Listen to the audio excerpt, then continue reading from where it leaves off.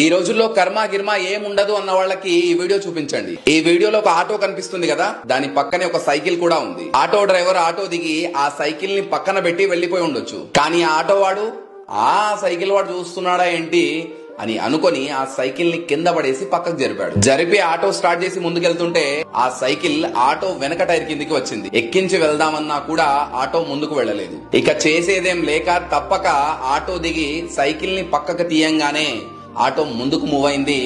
వేగంగా చెట్లలోకి దూసుకుపోయి పెద్ద గుంతలో పడిపోయింది. సైకిల్ ని మర్యాదగా పక్కకు తీసి ఉంటే ఇంత నష్టం జరిగేదా? నన్నెవడు చూస్తాడులే అని చెడు చేసుకుంటూ పోదామనుకున్నాడు.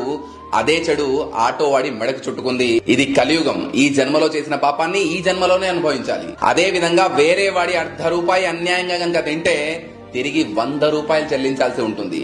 మనం ఏది చేస్తే అదే మనకు తిరిగి వస్తుంది. మంచి చేస్తే మంచి, చెడు చేస్తే చెడు. కర్మ ఇక్కడ ఎవ్వరిని వదిలిపెట్టదు.